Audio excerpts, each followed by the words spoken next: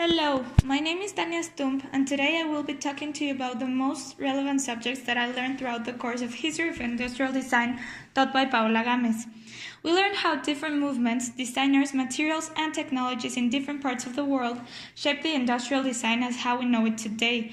All of this starting with the Industrial Revolution that started in 1757 in Great Britain, Europe. The Industrial Revolution triggered the mass production in textile industry and other areas using the assembly line. This movement was the process of change between handicraft products to machine manufacturing. Later on, industrialization spread to other parts of the world. After that, many movements came along to change the concept of design, like arts and crafts, pioneered by William Morris, the aesthetic movement, Impressionism, Japonism, Art Nouveau, Modernism, Art Deco, Secession, Expressionism, Cubism, Futurism, Bauhaus, Constructivism, Dadaism, Surrealism, and Organic Design, amongst many, many other movements to the present date. I will talk a little bit about my favorite ones. The first one is, of course, arts and crafts, because I think it's very admirable how, after the industrialization, William Morris still believed in the beauty of craft-made products and their quality.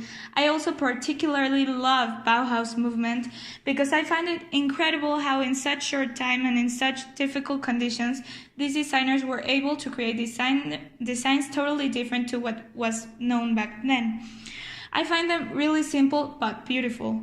I also like very much surrealism because I love how you can watch a painting for hours and still your brain doesn't understand because things don't add up. My favorite artist of this movement is René Magritte.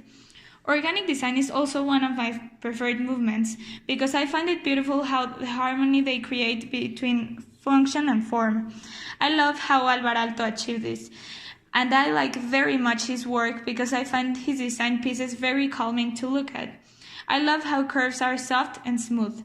A perfect example for this is the drop chair, which is my favorite because of the aesthetic and its uniqueness. I also am very fond of Charles and Ray Eames because their designs are timeless and because of the way they achieve to shape a whole lifestyle. Last but not least, I like minimalism because even though it is hard to understand the lack of expression, I like the simplicity and how they use the fundamental things and nothing more. Not only did movements change the industrial design, but also new materials and technologies that came along the way. The most important materials, I believe, are the following.